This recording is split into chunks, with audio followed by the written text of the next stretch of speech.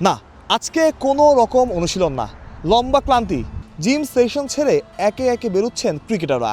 শরীফুল ইসলামের সাথে ভক্তের ছবি তোলার আবদার। পরের টেস্টে কি খেলছেন শরীফুল? একটা আভাস পাওয়া গেল। প্রেস কনফারেন্সে পাঠানো হয়েছিল শরীফুলকেই, যিনি আগের ম্যাচটা খেলেননি। তবে কি 4 পেসার নিয়েই মাঠে নামবে বাংলাদেশ দল? মেহেদী হাসান মিরাজ স্বস্তিতে পুরো বাংলাদেশ দল। মুশফিকুর রহিম 21 বছরের ক্যারিয়ারে প্রথমবারের মতো অস্ট্রেলিয়ায় টেস্ট খেলতে আসা, আর প্রথম ম্যাচেই মনে রাখার মতো একটা জয়। মুশফিকের জন্য এই সফরটা স্মরণীয় হয়ে থাকবে, তাতে কোনো রকম সন্দেহ নাই। স্মরণীয় হয়ে থাকবে মেহেদী হাসান মিরাজের জন্য। তার জন্য মনে রাখার মতো একটা টেস্ট। অন্তত প্রথম ম্যাচে মিরাজ প্রমাণ করেছেন তিনি আসলে কি করতে পারেন। প্রস্তুতি ম্যাচে সেঞ্চুরি, তারপর মূল ম্যাচে দুর্দান্ত অলরাউন্ড পারফরমেন্স।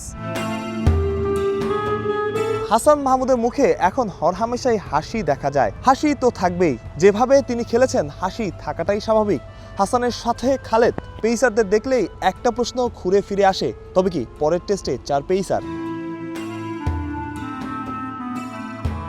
লম্বা জিম সেশনের পর বাংলাদেশ দল ফিরছে টিম হোটেলে।